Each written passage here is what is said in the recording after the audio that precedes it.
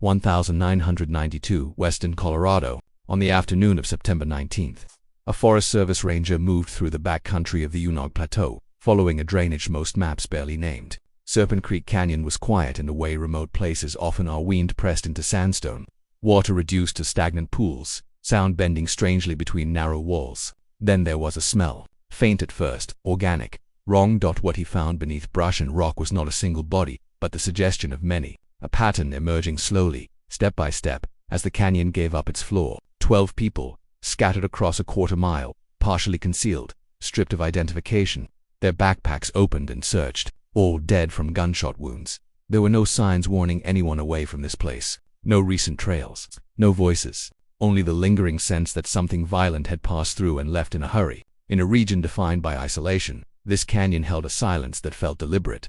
The story of what happened here would take months to reconstruct, and even then, parts of it would never fully settle into certainty. If you want to follow how investigators began pulling that silence apart, step carefully into the record and stay with the story by subscribing quietly as it unfolds. By the time additional rangers and deputies reached Serpent Creek Canyon on September 19th, the scope of the scene was already clear. The bodies were not clustered, they had been moved. Some were covered with branches and stones, others lay where they had fallen. The concealment was inconsistent, suggesting haste rather than planning. No identification was found on any victim, no packs, no obvious motive. The area was sealed, though sealing meant little in a canyon that required days of hiking or knowledge of old mining roads to access. The Montrose County Sheriff's Office requested assistance from the Colorado Bureau of Investigation and the FBI. A joint task force was assembled within hours. The lead investigator, Detective Lieutenant Mark Hensley, began with the most basic question: who were they? Dental records, fingerprints and missing persons reports were cross-referenced. Within 48 hours, all 12 victims were identified as hikers who had entered the Unaag Plateau region earlier that month. 2 separate groups, different trailheads, different states, ages ranging from 19 to 53. No criminal histories, no shared affiliations. The only connection was geography and timing. Search teams worked outward from the canyon floor.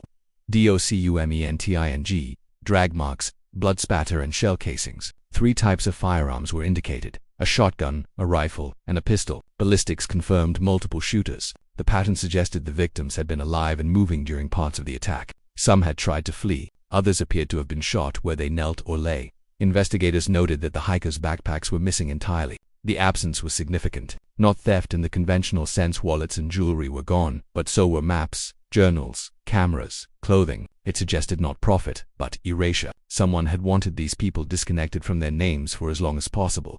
The terrain complicated everything. Sound behaved unpredictably. Footprints degraded quickly in sandy soil. Water erased tracks. There were no witnesses, no nearby residents. The nearest maintained trail was 14 miles away. The isolation that had drawn the hikers in now worked against them. A working theory emerged within days. The victims had encountered something they were not meant to see: an illegal activity, a transaction, perhaps drugs. The Unaag Plateau was known, quietly, as a corridor: sparse law enforcement, old roads, long distances.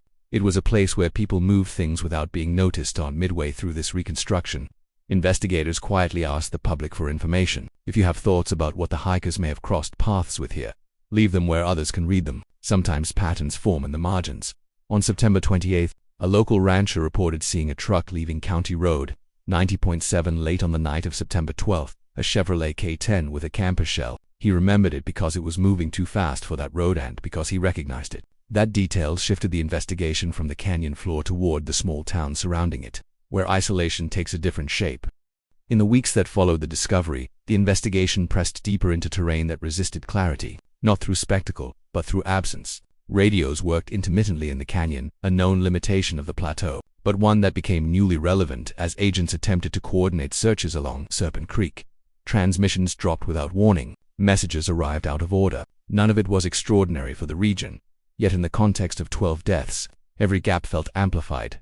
Teams cataloged the route the hikers had taken. Journal entries recovered later described a canyon where sound behaved unpredictably, where voices seemed to come from farther away or closer than expected. Investigators noted this without interpretation. Acoustic distortion in narrow sandstone corridors was well documented. Still, it complicated reconstruction. Witness statements, had there been any, would have been unreliable here. The ground itself offered limited cooperation. Footprints near the creek bed overlapped, smeared by water and time. Some tracks suggested movement back and forth across short distances, not a clean progression. This aligned with a confrontation rather than an ambush, but it made sequencing difficult. Analysts could not say with certainty who had been standing where.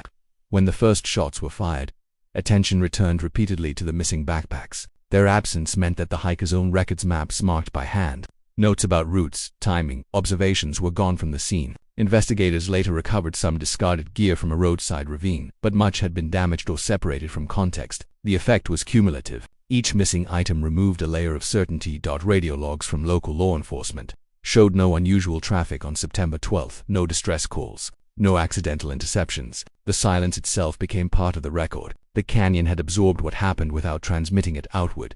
Investigators also noted the timing. Medical examiner findings placed all deaths within a 40-minute window on the evening of September 12. That compression suggested rapid escalation, not a prolonged event. Yet, the bodies were found spread across a quarter mile. Movement had occurred. Decisions had been made in sequence, under pressure, in fading light. The mining camp near the head of the canyon drew increased scrutiny. Tire impressions indicated a vehicle had been there recently. Soil samples were taken. The camp's position accessible by old roads, unknown to most hikers, raised questions about who knew the area well enough to use it. As these details accumulated, the case developed a strange tension, not because of what was present, but because of what could not be pinned down with precision. The environment blurred edges. Time compressed. Evidence pointed in directions without fully arriving. If this investigation is holding your attention, a quiet acknowledgement alike helps these stories remain visible, even when the places themselves try to disappear. Before the canyon became a crime scene, it was simply a destination. For the 12 who entered it in September 1992, Serpent Creek was not marked by danger, but by absence of crowds. That was the appeal. The Boulder group had planned carefully, permits filed, routes discussed. Their journals described anticipation rather than fear. Long days, clear air, the sense of moving through a place that did not rush them. The college students from Fort Collins approached the trip differently. Fewer notes, less structure. They were young enough to treat uncertainty as part of the experience. Their packs were lighter, their entries shorter. One wrote about wanting one more quiet week before classes resumed. Another mentioned sore feet and laughter around a small stove. Nothing suggested they believed in themselves at risk. When the two groups met at the trail junction on September 11th, the decision to travel together was practical. Safety in numbers, shared navigation. There was no urgency, no sense of being followed. They moved into the canyon as daylight softened, water pooling in shaded bends. That evening passed without incident. Cooking, writing, sleep. The following afternoon they began moving upstream. This mattered later. Their direction placed them on a path towards something already unfolding beyond their awareness. None of the journals recovered indicated concern. One entry described the canyon as timeless. Another noted how sound seemed to vanish after a few steps in the clearing. Witnesses would later describe moments of compliance. Hands raised, packs removed, people answering questions because that seemed like the fastest way out. Victimology analysts emphasized at this point, these were not confrontational individuals. Their behavior aligned with cooperation under threat, not resistance. After the first gunshot, patterns dissolved. Some ran, some froze, some tried to speak. The medical findings showed variation in wounds consistent with movement, turning, falling. Several victims were shot while attempting to crawl. Others were shot while stationary. The order mattered less than the convergence. All paths ended in the same outcome. In reconstructing the event, investigators focused on dignity. Names were restored, ages, occupations, not as narrative flourish but as correction. These were not anonymous hikers. They were people whose last decisions were ordinary ones: to help someone up, to ask for something back, to believe that compliance would be enough. The canyon did not mark their passing. There was no immediate sign. Only later would the landscape be forced to acknowledge what it had held.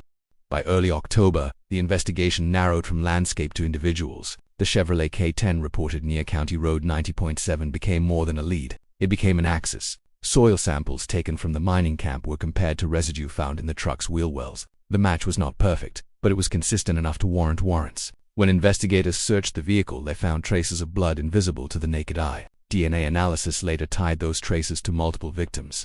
The search extended to residences. A 12-gauge shotgun recovered from Curtis Vickers's trailer matched shell casings from the canyon. A 9mm pistol found in Michael Hobart's camper did the same. The evidence did not describe a single shooter, but coordination. 3 weapons, 3 men. Radio records added another layer. CB frequencies listed in handwritten notes recovered from Hobart's property corresponded to channels monitored near the plateau. None captured the confrontation itself, but they established presence, preparation, intent to operate off. The absence of a distress call from the victims remained unresolved, but the confiscation and destruction of their emergency device filled that silence without explanation.